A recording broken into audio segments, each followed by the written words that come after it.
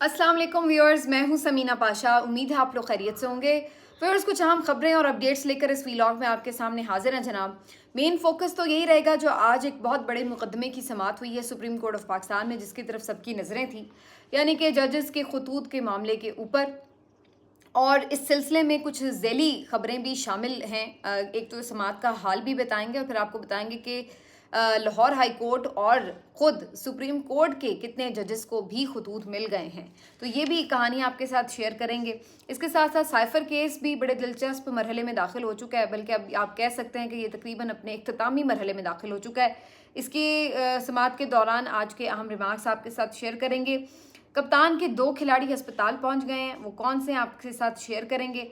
PTI के बारे में मैंने आपसे कुछ दिन पहले कहा था कि अब पीटीआई जो है आपको इन एक्शन नज़र आएगी और अब उनकी हिकमत अमली आपको तेज़ी से ग्राउंड पर भी नज़र आएगी। तो आज के रोज़ भी जलसे जुलूस, रैलियाँ, भरपूर किस्म की प्रेस कॉन्फ्रेंसेस, ये सब चलता रहा। इसकी तफसील आपको बताएंगे। हमाद अज़हर ने आज बड़ी इंपॉर्टेंट प्रेस कॉन्फ्रेंस की है।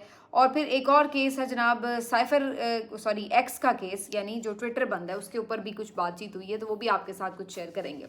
काफ़ी कुछ है जी आज के वीलॉग में। आपसे रिक्वेस्ट है कि चैनल को सब्सक्राइब कर लें अगर अभी तक सब्सक्राइब नहीं किया। तो सबसे पहले जी बात यहाँ से शुरू करते हैं। आज धमाकेदार, जाहिर है सबकी नज़र थी इस केस के ऊपर कि जो 6 जजेस ने ख़त लिखा है आज उसके ऊपर 7 रुकनी लार्जर बेंच ने, जिसकी सरबराही खुद चीफ जस्टिस काजी फायज़ ईसा साहब कर रहे हैं।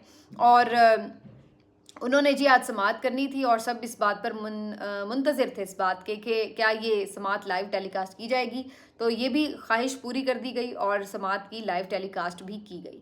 आज के रोज़ क्या कुछ हुआ, आज के रोज़ ज़्यादातर जो मेरे 2-3 ऑब्जर्वेशंस हैं वो पहले शेयर कर देती हूँ। एक तो ये कि चीफ जस्टिस साहब मुझे तो बैकफुट पर नज़र आए और उन्होंने बड़ी वजाहतें देने की कोशिश की, बड़े प्रेशर्स का जिक्र किया।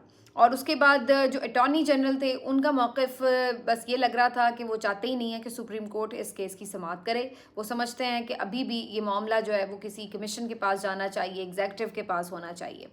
और उसके बाद बाकी जज साहिबान क्या सोच रहे हैं। फुल कोर्ट के ऊपर भी बड़ा ज़बरदस्त आज सामने बातचीत हुई कि जी फुल कोर्ट क्यों नहीं बना, इसके ऊपर भी बात हुई। तो सबसे पहले यहाँ से बात शुरू कर लेते हैं। चीफ जस्टिस काजी फायज़ ईसा साहब, जो कि हमेशा ही हर मुकदमे में मैन ऑफ द मैच होते हैं। उसकी वजह ये नहीं कि वो बहुत ज़बरदस्त परफॉर्मेंस देते हैं, उसकी वजह ये है कि वो इतना बोलते हैं कि किसी और को बोलने ही नहीं देते। आज भी तकरीबन 1.5 घंटे की समाअत थी, जिसमें 1 घंटा ऑलमोस्ट काजी फायज़ ईसा साहब खुद ही बोलते रहे, तो आप अंदाज़ा लगा लें। और बाकी जो टाइम था उसमें अटॉर्नी जनरल बोलते रहे और शायद 1 आध मिनट ही किसी और जज ने बात की, जिसमें अतर मिनल्ला साहब ने 1 आध दफ़ा ही बात की, लेकिन क्या खूबसूरत बात की। और फिर इसी तरह से जस्टिस जमाल मंदोखेल साहब ने भी कुछ रिमार्क्स दिए। तो काजी फायज़ साहब ने जो वजाहतें दी हैं, एक तो वो ये कहते नज़र आए कि उन्होंने वज़ीर आज़म से मुलाकात क्यों की थी। तो उन्होंने कहा कि जी चूँकि वो समझते हैं कि वो एग्जेक्टिव के हेड हैं, काफ़ी हद तक मुकन्नना के भी हेड हैं, तो उन्होंने इसी तनाजुर में उनसे बात की और कोई छुप छुपा के मुलाकात नहीं की, बता के की, ताकि सबको पता हो कि हम इस मामले के ऊपर बिल्कुल इंतज़ामिया के साथ बात करना चाहते हैं कि ये क्यों हुआ, क्या हुआ। फिर उन्होंने इस बात पे भी वजाहत दी कि जी मैं बिल्कुल डट के अपने जुडिशरी के साथ खड़ा हूँ, अगर कुछ हुआ है तो वो मेरे नोटिस में लाया जाए और फिर देखें मैं क्या करता हूँ। तो ये सारी बातें। फिर जब प्रेशर्स के ऊपर बात हो रही थी तो फिर उन्होंने इस पे कहा कि जी प्रेशर्स तो बहुत तरह के होते हैं, सिर्फ यही नहीं एक वो प्रेशर जो कि इस ख़त में लिखा हुआ है, बल्कि और भी कई तरह के प्रेशर होते हैं। सोशल मीडिया भी एक प्रेशर है, सोशल मीडिया एक वबा है और सोशल मीडिया का भी बड़ा प्रेशर होता है जजेस के ऊपर, अपने फैमिली का होता है, फ्रेंड्स का होता है और साथ ही जजेस का हो सकता है। तो जजेस के ऊपर भी बड़े सारे प्रेशर्स होते हैं। उनकी ये बात सुन के मैं याद कर रही थी कि उन्होंने ही एक दफ़ा कहा था कि if you can't stand the heat of the kitchen then you should get out of the kitchen. तो काजी फायज़ साहब ने साथ ही अपने बारे में कहा कि जी मैं तो किसी का प्रेशर नहीं लेता, लेकिन मुझे आज लग रहा था कि वो खासे प्रेशर में है, क्योंकि पिछले 2-3 समातों में मैं ये नोटिस कर रही हूँ कि जो कुछ सोशल मीडिया पर लिखा जाता है उसके ऊपर आके चीफ साहब जिस तरीके से रिएक्ट करते हैं, उससे तो ये अंदाज़ा लगता है कि कहीं ना कहीं वो आपको हिट करता है तो आप रिएक्ट करते हैं। अगर आप वाकई उसका प्रेशर नहीं लेते या आप उसको बॉदर नहीं करते या आपके लिए वो कोई अहमियत नहीं रखता कि सोशल मीडिया क्या कह रहा है, तो फिर आपको उसको डिस्कस करने की भी क्या ज़रूरत है। क्या ज़रूरत है कि आप बैठकर कोर्ट के अंदर और किसी और भी मौजू पे बात हो रही हो उठा के उसको ले आते हैं और कह देते हैं कि जी ये झूठी खबरें फैलाई जाती हैं, ऐसा है वैसा है। फिर इस आज के केस में भी शुरू हो गए, तसद्दुक़ हुसैन जिलानी साहब का नाम आया तो ऐसी ऐसी बातें शुरू हो गई, हम किधर लेके जा रहे हैं, क्या मुहज़्ज़ब माशरों में ऐसा होता है, वगैरह वगैरह। और फिर ये भी आज पता चला कि उनका नाम भी चीफ जस्टिस साहब ने ही सजेस्ट किया था। अटॉर्नी जनरल ने इसके बारे में बताया कि जी मीटिंग जो हुई थी वज़ीर आज़म के साथ, उसमें काजी फ़ायज़ ईसा साहब ने ही उनका नाम सजेस्ट किया था। तो ये चीज़ भी उन्होंने क्लैरिफाई की। तो सोशल मीडिया से एज़ यूजुअल ख़ाइफ नज़र आए और बाकी उन्होंने कुछ वजाहतें देने की कोशिश की, और ज़्यादातर जो मुझे काफ़ी टाइम तो बस वेस्ट ही होता रहा। जजेस के इशू के जो कंटेंट था उसके ऊपर तो बड़ी कम बात हुई, लेकिन फिर जब ये बात शुरू हुई कि जी फुल कोर्ट, तो इसके ऊपर भी उन्होंने कहा कि जी बार बार अब फुल कोर्ट कहा जा रहा है, तो वैसे पिछले 4 साल फुल कोर्ट मीटिंग नहीं हुई, उसके ऊपर बार क्यों खामोश थी, उस वक्त बार तंजीमें क्यों कुछ नहीं कहती थी, तो वो पिछला वक्त तो उन्हें भूलता ही नहीं है ना। शुक्र है अगला सवाल ये नहीं कर लिया कि उस वक्त हुकूमत किसकी थी जब फुल कोर्ट नहीं हुआ। बहरहाल उसके बाद जनाब फिर कहने लगे कि जी फुल कोर्ट बिल्कुल हम बना सकते थे, लेकिन हमने आज वही जजेस बैठे हुए हैं इस्लामाबाद में जो मौजूद थे, दस्तयाब थे। कुछ जजेस और शहरों में मौजूद हैं, तो ईद के बाद हम हो सकता है कि इस अगली समात के ऊपर फुल कोर्ट बनाएं। और फिर जाते जाते उन्होंने ये बताया कि उनके लिए ये ख़त और ये चीज़ें कितनी इम्पॉर्टेंट हैं कि उन्होंने बजाय इसके कि जल्दी जल्दी कोई तारीख रख के इस मसले को हल करें, उन्होंने पूरी महीने की तारीख डाल दी है। तो इसी महीने के कोई आखिर में जाके अब दोबारा इस केस की समाअत होनी है, और उम्मीद ये है कि शायद अब मामला फुल कोर्ट की तरफ जाए, लेकिन बीच में अभी बहुत दिन बाकी हैं, तो बहुत से तूफ़ान इस दौरान उठ सकते हैं। तो ये तो जी हो गया सारा मामला। इस वाक़े में जब सोशल मीडिया की जिक्र कर रहे थे, तो इस वक्त भी चीफ जस्टिस ने फिर ये कहा कि जी 300 वकला ने ख़त लिख दिया, 300 वकला ने ख़त लिख दिया, बड़ा हाइप आप लोगों ने बना दी। भाई मैंने तो कोई ख़त नहीं ऐसा देखा जिसके ऊपर वकला के दस्तखत हों। ऐसे तो आप किसी का भी नाम डाल दें जी, वो भी इसमें शामिल है, वो भी मेरा नाम भी डाल दें।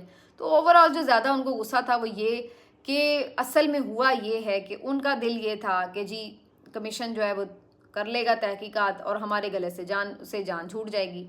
लेकिन फिर एक तो ज़ाहिर है जज साहिबान 6 के 6 डट गए, और दूसरा सोशल मीडिया पे एक हाइप बनी, सियासी जमातों ने उसके ऊपर, सियासी जमातों में ऑफकोर्स PTI ने उसके ऊपर शोर मचाया, वो सारा करके बार्स ने आवाज़ उठाई, तो वो जो उसका प्रेशर बना, तो फिर चीफ जस्टिस साहब को तसद्दुक़ जिलानी साहब ने मना कर दिया और चीफ साहब को फिर नोटिस लेना पड़ा। तो जो ओवरऑल उनके ऊपर प्रेशर पड़ा है उसकी वजह से उन्हें गुस्सा था। मुझे तो बज़ाहिर ऐसा लगा कि वो इस बात पे खुश नहीं है कि उन्हें ये सो मोटो लेना पड़ा है, लेकिन अल्टीमेटली बहरहाल ये आज के दिन की समाअत थी, कोई ख़ास उसमें नहीं हुई पेशरफ्त। लेकिन जो चीज़ें एक दो इम्पॉर्टेंट थी वो मैं आपको बता देती हूँ कि अतर मिनल्ला साहब जो हैं, आज उन्होंने एक दो रिमार्क्स दिए बड़े इंपॉर्टेंट। उन्होंने कहा कि ऐसा नहीं हो सकता कि हम सब कुछ हो रहा है हमारे सामने, हम देख रहे हैं, लेकिन हम शुतुरमुर्ग की तरह बिल्कुल आंखें बंद करके और सर दबा के रेत में बैठ जाएंगे जी कुछ नहीं हो रहा। तो ये उनके बड़े मीनिंगफुल रिमार्क्स थे। और फिर उन्होंने इस बात पे भी गुस्से का इजहार किया अटॉर्नी जनरल से, और इस पर मंसूर अली शाह और इन्होंने जो एक केस सुना था 9 मई का, जिसमें उन्होंने मुलजिमों को ज़मानत दी थी, और जैसे ही उनको ज़मानत दी उसके बाद दोबारा MPO के तहत उन्हीं मुलजिमान को गिरफ्तार कर लिया गया। तो इसके ऊपर भी अतर मिनल्ला साहब बड़े गुस्सा हुए। उन्होंने कहा कि आप लोगों ने तो हमारे हुक्म को रौंद के रख दिया, और MPO का जो हुक्म है वो तो वैसे ही एक हाई कोर्ट का कलदम करार दे चुकी है, और उसके बावजूद भी उस कानून का इस्तेमाल हो रहा है, और इस्तेमाल भी ऐसे हो रहा है कि सुप्रीम कोर्ट ने जिन मुलजिमान को ज़मानतें दी हैं उनको आपने जाके सिर्फ MPO के तहत पकड़ लिया। तो क्या जो DC रावलपिंडी है वो ज़्यादा ताकतवर हो गया अब सुप्रीम कोर्ट ऑफ पाकिस्तान से? तो ये अतर मिनल्ला साहब ने बड़ी इंपॉर्टेंट बातें की, और जब अटॉर्नी जनरल लाजवाब हो गए उनकी बातों पे, तो फिर काजी फ़ैज़ल साहब बीच में कूद पड़े और उन्होंने किसी और तरफ बात शुरू कर दी। तो ये वैसे एक दो दफ़ा मुस्तकिल हुआ। बज़ाहिर ऐसा लग रहा था कि अटॉर्नी जनरल और काजी फ़ैज़ल साहब सेम पेज पर हैं, और उनकी कोशिश ये थी कि मामले को किसी तरह से डाइल्यूट ही रखा जाए। उसके अलावा जमाल मंदोखेल साहब ने एक इम्पॉर्टेंट रिमार्क्स दिए। उन्होंने कहा कि जी अब सामने आ गई ये चीज़, तो अब इसके ऊपर हमें कुछ करना चाहिए, और कम से कम मैं यहाँ से उठूँ तो मुझे ये लगे कि मैं आज़ाद जज हूँ, मेरे बाद जो जज आए उससे लगे कि आज़ाद जज है। वो जो पहले हो चुका वो होता रहा होगा, लेकिन अब आगे के लिए कुछ हमें बंदोबस्त करना है। मंसूर अली शाह साहब ने भी ये कहा कि अब चूँकि सो मोटो ले लिया तो अब कुछ ना कुछ तो करना पड़ेगा। तो ये जी सारी कार्रवाई थी आज के इस अहम केस की। और काजी फ़ैज़ल साहब हर समाअत के दौरान मज़ीद मायूस करते हैं हमेशा।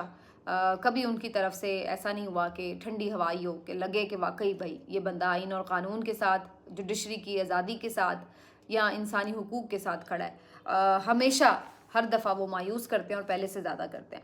अब आ जाते हैं जी कि ये सारी जहाँ पे समाअतें हो रही हैं वहीं पर मज़ीद कुछ खतूत भी मिले हैं। एक तो आपने कल भी मेरे व्लॉग में सुना था कि जो इस्लामाबाद हाई कोर्ट के जजेस को खतूत मिले हैं वो ख़तरे के निशान वाले, खोपड़ियों वाले और सफ़ूफ जो है वो उसके साथ केमिकल के साथ, पाउडर के साथ जो उन्हें खतूत मिले हैं। तो इसी किस्म के मज़ीद खतूत भी आज मिले हैं और आज तो हद हो गई। सुप्रीम कोर्ट को भी ये खतूत भेजे गए हैं जिसमें खुद चीफ जस्टिस काजी फ़ायज़ ईसा साहब को ये ख़त भेजा गया, अतर मिनल्ला साहब को, इसके साथ साथ जमाल मंदोखेल साहब को और जस्टिस अमीनुद्दीन को भी ये ख़त मिले हैं। तो 4 खतूत चीफ जस्टिस को समेत यानी सुप्रीम कोर्ट के जजेस को मिले और लाहौर हाई कोर्ट के भी जजेस को ख़त मिले हैं और इनमें 3 नाम शामिल हैं, जस्टिस शुजात अली, जस्टिस शाहिद बिलाल और जस्टिस आलिया नीलम साहिबा। तो अब जो ये ख़त भेजने वाला है या वाली है ये बाकी जो हाई कोर्ट्स हैं उनको भी उन्होंने भेजे हैं जी। इस्लामाबाद हाई कोर्ट पे ही ख़ास मेहरबानी नहीं है, बाकी लोगों को भी भेजे गए हैं। अब इसके ऊपर ज़्यादातर तो बड़ा नॉन सीरियस सा एक सोशल मीडिया पर रिएक्शन आ रहा है और आज कोर्ट में भी जब इस्लामाबाद हाई कोर्ट में भी इसके ऊपर बात हुई कि ये खतूत वाले मामले पे क्या डेवलपमेंट हुई है तो कोई खातिर खा जवाब नहीं दे सके पुलिस के हुकाम, कोई तफ्तीश ज़्यादा आगे नहीं बढ़ सकी। बस रेशमा नामी किसी खातून ने भेज दिया है और भेज दिया है। आज मैं ये खबर सुन रही हूँ कि उसका नाम रेशमा भी नहीं, कोई और नाम है उसका। तो अब ये गुलशाद नाम की कोई खातून है जी, वो असल में भेज रही हैं। लेकिन ये बात कुछ समझ में आती नहीं है कि ये क्यों कोई के खातून इस तरह उठा के इस तरह की चीज़ भेज दे। तो ये कहानी जो है वो बड़ी अजीब व गरीब सी बनी हुई है। वैसे तो ये मज़ाहिया सा ही मामला लग रहा है खतूत वाला, लेकिन बहरहाल इस खतूत वाले मामले को अगर एक तरफ रख भी दें, लेकिन जो जेन्युइन मामला है जिसके ऊपर 6 जजेस ने बात की है वो बहरहाल अपनी जगह मौजूद है और उसकी जो आप कह लें कि तस्दीक है वो हर तरफ से हो रही है। क्योंकि कल इमरान खान साहब ने भी बताया कि किस तरह इद्दत वाले जो जज थे कुदरतुल्लाह साहब, वो सुबह 9 बजे बेचारे आके बैठे, रात 12 बजे तक केस की समाअत करते रहे। और जब उनसे पूछा गया कि भाई इतनी क्या इमरजेंसी है तो उन्होंने कहा कि जब तक मैं फ़ैसला नहीं सुनाऊंगा मैं अपने बेटे का वलीमा नहीं कर सकता।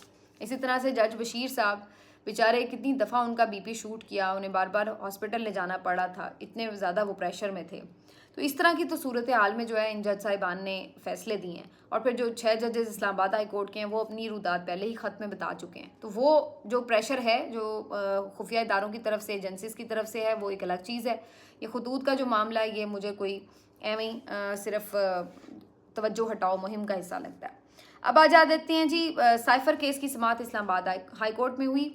साइफ़र केस में आज बड़े इंपॉर्टेंट रिमार्क्स थे मियाँ गुल हसन औरंगज़ेब साहब के, जज साहब के। उनका ये कहना था कि ये बड़ी अजीब बात है कि एक तरफ आपने एक मुल्क को डीमार्श किया है कि भाई आपने जो ख़त लिखा उसके अंदर जो अल्फाज थे वो बड़े आपके गैर जिम्मेदाराना थे, धमकी आमेज़ थे, तो आपने उसके ऊपर डीमार्श किया, ठीक। और दूसरी तरफ इसी इल्ज़ाम के ऊपर कि भाई उसी मुल्क के साथ कहीं ताल्लुकात ख़राब ना हो जाएं, इसके ऊपर आपने इमरान खान को जेल में डाल दिया। तो ये बड़ी अजीब बात है कि भाई जब आप डिमार्च कर रहे थे, जब एहतजाज कर रहे थे, तो तब नहीं आपको पता था कि ताल्लुकात ख़राब हो रहे हैं, और जो धमकी दे रहा था उसको नहीं पता था ताल्लुकात ख़राब हो रहे हैं। जब आपने उस पर एहतजाज किया तो तब नहीं आपको पता था ताल्लुकात ख़राब हो रहे हैं, लेकिन इमरान खान को आपने बीच में डाल दिया जेल में। तो ये बड़ा इंपॉर्टेंट नुक्ता है। देखिए बड़ा सादा मामला था जिसको किस तरीके से बना के केस बनाने की कोशिश की गई, लेकिन जब ये बनाया गया था तभी से हम चीख रहे हैं कि ये एक भोंडा केस है और ये बुरी तरह पिट जाएगा। ये हर तरफ से फंसते हैं इस केस में। अगर इसके ऊपर ये चार्ज लगाते हैं कि ये गुम हुआ तो फिर वही बात आ गई सामने। कभी 8 बाकी ऑफिसेज ने भी कॉपी नहीं भिजवाई साइफ़र की, तो सिर्फ इमरान खान की आप क्यों ट्रायल कर रहे हैं इसके ऊपर। अगर आप ये कहते हैं कि जी नुकसान पहुंचाया ताल्लुकात को, तो आज ये बड़ा इंपॉर्टेंट नुकता है कि भाई उस वक्त ताल्लुकात को नुकसान नहीं पहुंचा जब आपने एहतजाज किया, डिमार्च किया। फिर अगर आप ये उस पर कहते हैं कि जी आपने कोई बैरूनी दुश्मन की मदद कर दी, तो वो आप कहीं पे इस्टेब्लिश ही नहीं कर सके। फिर अगर आप ये कहते हैं कि इमरान खान ने कोई ऐसी चीज़ पब्लिक को बता दी है, तो उन्होंने तो कोई लेटर पढ़ के बताया नहीं है, उन्होंने तो उसका कंटेंट का मतलब सिर्फ बताया।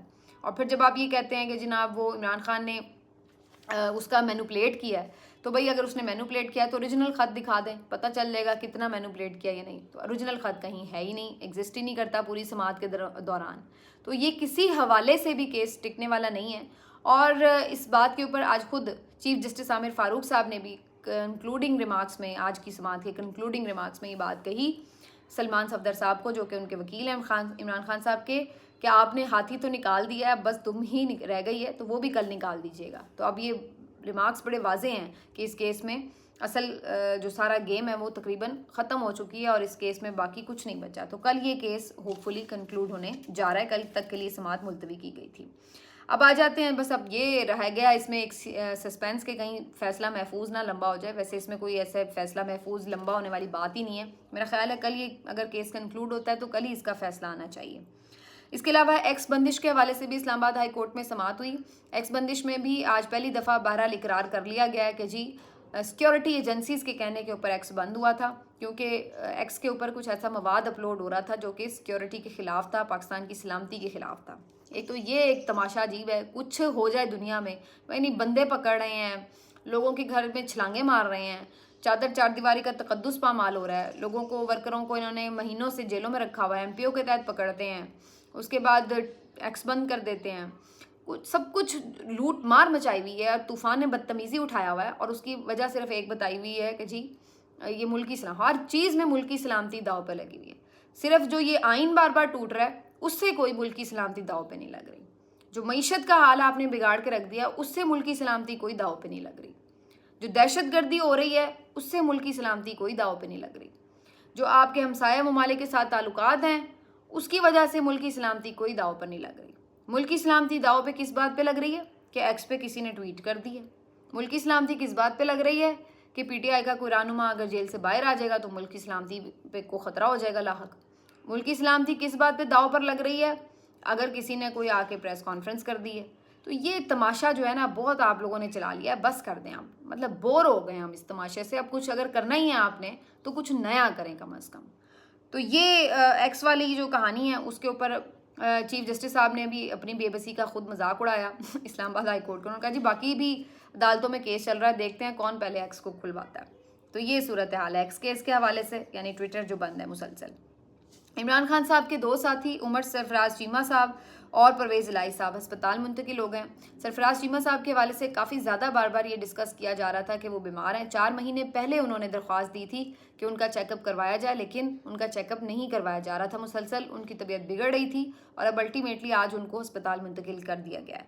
परवेज़ इलाही साहब भी इसी तरह से, पहले वो मुकम्मल ठीक हुए ही नहीं थे, जो चोटें उनको लगी हुई थी गिरने की वजह से, लेकिन उनको पहले ही जेल वापस भिजवा दिया गया था, आज उनको दोबारा पिम्स लाया गया है। तो ये जी सूरत हाल है कि ये PMLN वाले अपनी दफ़ा में बहुत रोते थे, बल्कि 4 दिन नहीं निकालते थे जेल में और अस्पताल पहुंच जाते थे, और इस तरह की कोई रुकावट नहीं डाली जाती थी उस वक्त के दौर में। इन्हें फ़ौरन तिब्बी इमदाद वगैरह मुहैया की जाती थी, पता भी होता था ड्रामे कर रहे हैं, फिर भी पहुंचा दिया जाता था। लेकिन यहाँ पर जेन्युइन भी अगर किसी को मेडिकल केयर की ज़रूरत है तो उसे नहीं जाने दिया जा रहा। अब आपको बता दूं कि हमाद अज़हर साहब ने भी आज एक प्रेस कॉन्फ्रेंस बड़ी अहम कर दी है। हमाद अज़हर साहब जो कि तकरीबन 10 महीने रूपोश रहे, पेशावर हाई कोर्ट में नमूदार हुए, वहाँ पे उन्होंने अपनी फासली ज़मानतें ली जो कि उन्हें मिल गई हैं तकरीबन 30 दिन के लिए, और 51 मुकदमात में वो मुलविस मतलूब हैं। अब हमाद अज़हर साहब ने ज़मानत तो ले ली है, लेकिन बहरहाल अभी वो मौजूद पेशावर में ही हैं। वहीं से उन्होंने आज एक तफसीली प्रेस कॉन्फ्रेंस की, उसमें उन्होंने बताया कि किस तरीके से उनके साथ जुल्म सितम किया गया है, वो क्यों रूपोश रहे। उन्होंने बताया कि उनकी बहनों तक के घरों पर रेड किए गए, तोड़ फोड़ की गई, वहाँ पे जो लोग मौजूद थे उनके साथ बदतमीज़ी की गई, उनके वालिद को 2 मरतबा गिरफ़्तार किया गया, और ये सारी चीज़ें हमने भी रिपोर्ट की कि जब उनके वालिद को गिरफ़्तार कर लिया गया, हालांकि वो कितने ज़ईफ़ से हैं मियां अज़हर साहब। और फिर उसके बाद उन्होंने बताया कि उनके किस तरीके से घर को बार बार बंद किया गया, सील किया गया, उनकी फैक्ट्री कारोबार वगैरह को, तो ये सब भी किया जाता रहा। तो ये सब चीज़ें किस लिए थी, वो ये कहते हैं कि ये इसलिए थी कि मैं इमरान खान का साथ क्यों नहीं छोड़ा, तो मैं उनके साथ ही खड़ा हूँ और आगे भी खड़ा रहूँगा। बड़े होपफुल नज़र आए हमाद अज़हर साहब। उन्होंने कहा कि जी PTI जो है वो ना सिर्फ इक़्तिदार में आइंदा आएगी, बल्कि ये पाकिस्तान की तमाम सियासी जमातों पर अगले कई सालों तक हावी रहने वाली जमात होगी। और उन्होंने कहा कि जी हमने अब बहुत बर्दाश्त कर लिया, अब ये जो चीज़ें हैं हमने अपने आप साबित किया है कि हम अपनी जगह पे खड़े हैं। और बाकी उन्होंने जो सारा एक IG पंजाब के ऊपर चार्जशीट थी वो पेश की कि किस तरह उनके दौर में रेड्स किए गए, किस तरह वर्कर्स के ऊपर जुल्म व तशद्दुद किया गया, किस तरह आइन और क़ानून की पामाली की गई। तो वो सारी चीज़ें करके उन्होंने कहा इसी के एजाज़ में आपको तमगे में मिले हैं। तो बहरहाल जी उन्होंने कहा है कि वो IG पंजाब, साबिक IG पंजाब के ऊपर जो है वो एक तौहीन अदालत की दरख्वास्त भी दायर करेंगे वगैरह वगैरह। तो आज उधर से हमाद अज़हर की प्रेस कॉन्फ्रेंस हुई है, इधर से आज रऊफ़ हसन साहब ने भी प्रेस कॉन्फ्रेंस की। उन्होंने फिर से फुल कोर्ट का मुतालबा किया। वो ये कहते हैं कि चीफ जस्टिस शामिल ना हो और फुल कोर्ट बने बाकी लोगों की, जजेस की। और साथ में आज फिर से रैलियां निकाली गई हैं। लाहौर हाई कोर्ट से सुप्रीम कोर्ट रजिस्ट्री तक भी रैली निकाली गई, जिसमें अरकान पार्लियामेंट के साथ साथ वकला मौजूद थे PTI के, और इधर से इस्लामाबाद में भी निकाली गई। तो ओवरऑल एक प्रेशर जो है वो बिल्डअप कर रही है PTI इसके अलावा PTI ने जनाब मुख्तलिफ जो अपोजिशन की जमातें हैं, छोटी वाली जमातें हैं ये, लेकिन बहरहाल अपनी स्ट्रीट पावर ज़रूर रखती हैं, चाहे वो JUIF हो, चाहे वो जमात इस्लामी हो, चाहे वो बाकी जो जमातें हैं मजलिस वहदतुल मुस्लिमीन वगैरह तो खैर पहले ही इनके साथ हैं, और महमूद खान अचकज़ई साहब हैं। तो ये सारे लोग हैं, इनके साथ उनकी मुलाकातें हो रही हैं और एक नतीजे पे ये लोग पहुँचे हैं कि ईद के बाद जो है ग्रैंड जलसा अपोजिशन का किया जाएगा धांधली के ख़िलाफ़, और प्रॉबेबली ये तकरीबन कोयटा में करने का इनका इरादा है, और तकरीबन 10-11 अप्रैल को ये जलसा जो है वो किया जाएगा आफ्टर ईद। तो आफ्टर ईद जो है आपको नज़र आएगा कि बड़ी तेज़ी से एक प्रेशर बिल्डअप होगा इस हुकूमत के ऊपर, और उसकी हीट जो है ये अभी से महसूस करना शुरू हो गए हैं, और वो इनके बयानात से ज़ाहिर है। चाहे आप जावेद लतीफ़ का बयान सुन लें, जो आपके हमेशा बार बार बता रहे हैं कि किस तरह से ये हुकूमत है, कठपुतली हुकूमत है, ये डमी हुकूमत है, इसमें कोई PMLN के पास इख्तियार नहीं है, मियाँ साहब के साथ बड़ी ज़्यादती हुई है, इमरान खान को बड़ी फैसिलिटेशन अभी भी हासिल है। तो जावेद लतीफ़ साहब की ये राग हैं। दूसरी तरफ राना सनाउल्लाह के सुर थोड़े से अलग हैं, लेकिन बात तकरीबन वो भी यही कर रहे हैं। मोहसिन नकवी साहब को उन्होंने कहा बड़ी मेहरबानी है वो वज़ीर दाखिला बने, वो चाहते तो वज़ीर आज़म भी बन जाते। तो इन जमातों को पता है कि इन्होंने जिस तरह से इस्टेब्लिशमेंट के अलाकार बने हुए लोगों को एडजस्ट किया है, उन्हें सारा कुछ पता है, और वो इस बात को अब एडमिट भी कर रहे हैं आके। जो हुकूमत के अंदर बैठे हुए हैं वो तो नहीं कर रहे, जिनको नहीं फॉर्म 47 के तहत जितवाया गया, नहीं जीत सके, वो आके खुल के बात कर रहे हैं, तो वो इस तरह की बातें कर रहे हैं। तो राना सनाउल्लाह साहब भी ये कहते हुए नज़र आ रहे हैं कि जी ये इसी तरह की हुकूमत है जिसमें इनके पास कोई पावर नहीं है। अलबत्ता उन्होंने जावेद लतीफ़ साहब से थोड़ा सा डिफरेंस ये इख्तियार किया कि जी जो इमरान खान को सज़ाएँ दी गई वो जिस अंदाज से दी गई, जिस तरह की बना के केसेस दी गई, तो उसका तो उल्टा हमें नुकसान हुआ, और वो तो अपीलों में उड़ जाएगा। तो ये इस तरह के केसेस थे कि वो ख़ुद उनके मुखालिफिन भी मान रहे हैं कि इन केसेस का कोई फ्यूचर नहीं है। मिलते हैं आपसे अगले वीडियो में, अपना ख्याल रखिए, अल्लाह हाफ़िज़।